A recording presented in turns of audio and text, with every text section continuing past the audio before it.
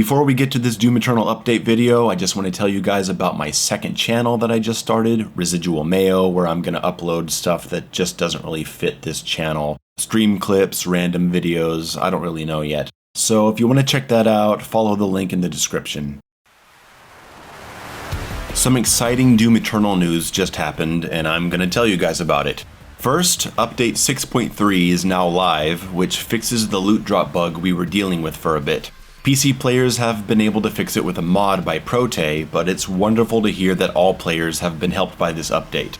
I've heard that there's still an issue with it. Some players have told me that even though the shots are going through, visually they still get blocked sometimes. I haven't seen it myself, but the players I've heard it from are very reliable. So functionally it may be fixed, but there may still be some work to do on the visual side of things. Until then, I'm still going to be using Prote's loot drop collision mod fix. QuakeCon 2021 just happened, and we got to hear Hugo and Marty talk about the much anticipated Horde Mode for Doom Eternal.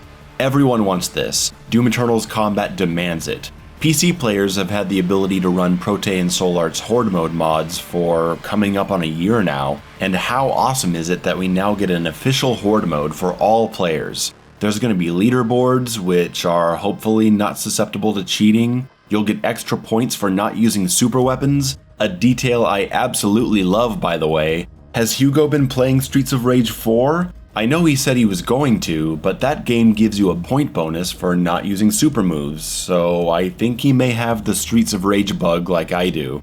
Anyway, I'm excited. Not just for the mode itself, but for the modding community. I'm sure the modders are going to tweak and twist this thing into absurdity. Horde Mode is supposed to launch with update 6.66, which doesn't have a release date at the moment. But with it, we'll also get an overhaul to Battle Mode, which I'm sure the Battle Mode players are excited for, and 2 new master levels, the World Spear and Mars Core. Personally, I don't know which I'm more excited for. I want to say Mars Core because that level is awesome, and I'm just not a big fan of the level design in Tag 2. But the World Spear has a few really good combat zones, like the Escalation Encounter Room, that big open space with the meat hook point, and we'll have all the DLC enemies. So I don't know, I'm excited for both. QuakeCon also announced an enhanced version of the original Quake. If you've never played Quake before, now's your chance. It's an important moment of id Software's history and one of the most important first-person shooters of all time, especially in terms of multiplayer. It has Trent Reznor of Nine Inch Nails providing the music and atmospheric tones. That's why the NIN logo is on the nailgun pickups. Quake is super fast and fun, you gotta play it. I'm not nearly as big of a fan of Quake as I am of Doom, but it's just a game that everyone needs to play at least once. I imagine there's plenty of people out there that have heard of Quake but never played it, and this should get some of them to try it out, and that's a great thing. If you're already a Quake player using source ports, I doubt this version is going to offer much to you.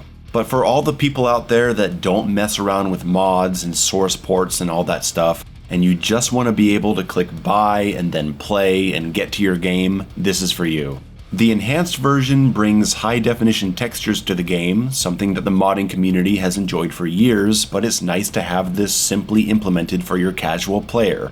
The split screen option is killer. I've been playing some local co-op, and that's definitely the way to go.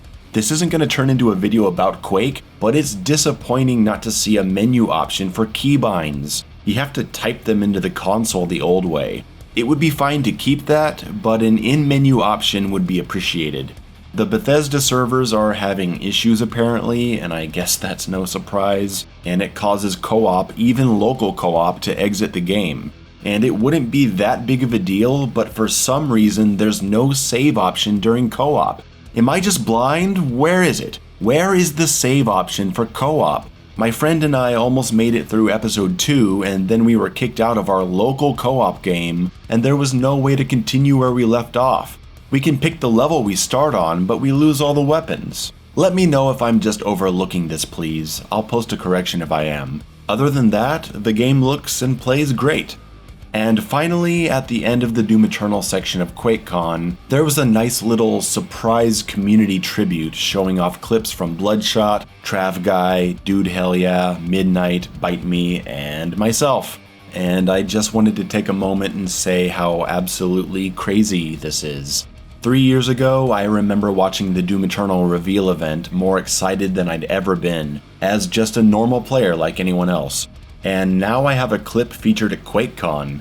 It's hard to believe, but it certainly is an honor.